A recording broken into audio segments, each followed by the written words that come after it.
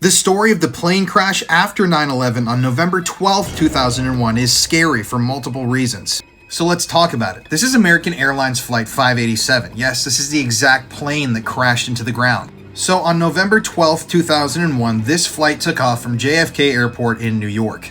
On board that day were 260 people. There were 251 passengers and 9 crew members. Now, this happened literally 2 months and a day after 9/11, so people were already very afraid of what was happening in the skies. But essentially, a number of errors within the crew of the plane and the turbulence they were hitting led to the plane making a sharp dive. Basically, the vertical stabilizer on the plane failed, which caused the plane to, like I said, dive. It punched downwards into a spin and it crashed in a neighborhood in New York.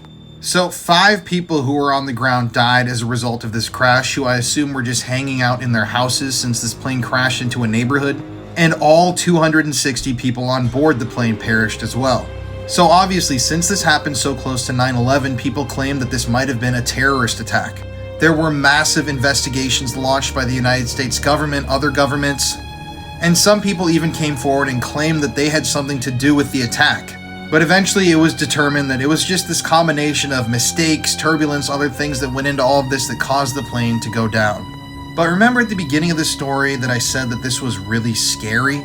Well, obviously a plane crash out of nowhere is terrifying, but here's the kicker. So on that morning, November 12th, 2001, New Jersey's lottery had a pick 3 drawing. People could pick any 3 numbers, and then, that was the day that they were determining which numbers would win. Well, on that day, both of the drawings that happened, one in the morning and one at night, contained the numbers of the doomed flight. The morning drawing was 578, and the drawing at night was 587. Now, I don't really believe in coincidences, and I don't know how that would possibly relate to all of this, but you cannot deny that a plane crash that happens a state over seemed to be predicted by that lottery drawing. I mean, flight 587, and they draw 578 and 587. That is just too weird to be a coincidence.